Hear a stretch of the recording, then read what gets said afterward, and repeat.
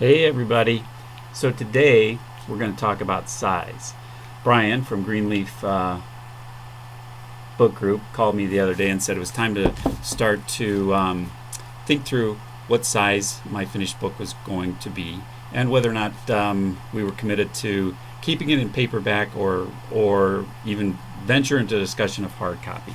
The paperback versus hard copy was a relatively short conversation because I think all along we've been imagining this as a paper book for my first book, which led us to then conversations about size.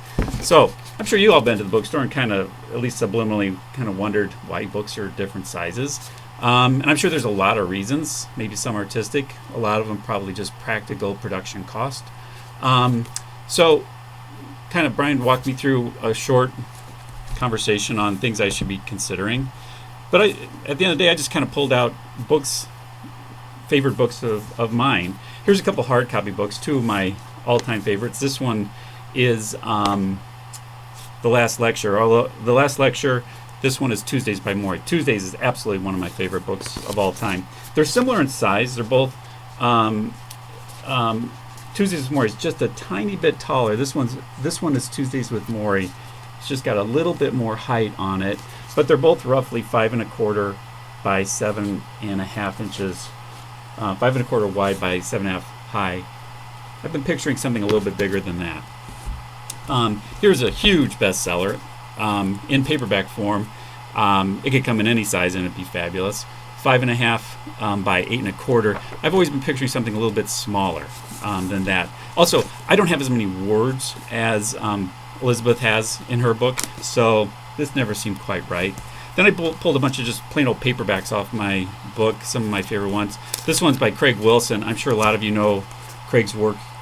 He writes a weekly column for USA Today called The Final Word. Craig could publish in any size, and it would also be a huge success. This one's actually 4 3/4 wide by 7 1/4 high. It's a collection of lots of shorter stories, so the book I think lends itself to just a little smaller size. I'm picturing just a tiny bit bigger because my book's a memoir, and as opposed to what Craig has here, which is a number of excellent columns or excellent stories, one after the other.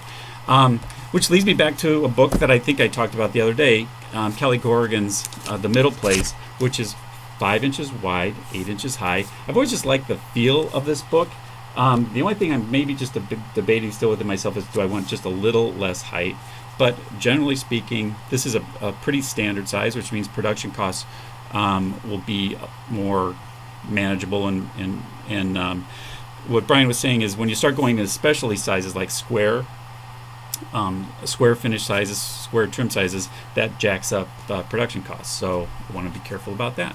So for now, we're working with the format of 5 by 8, and curious what you think.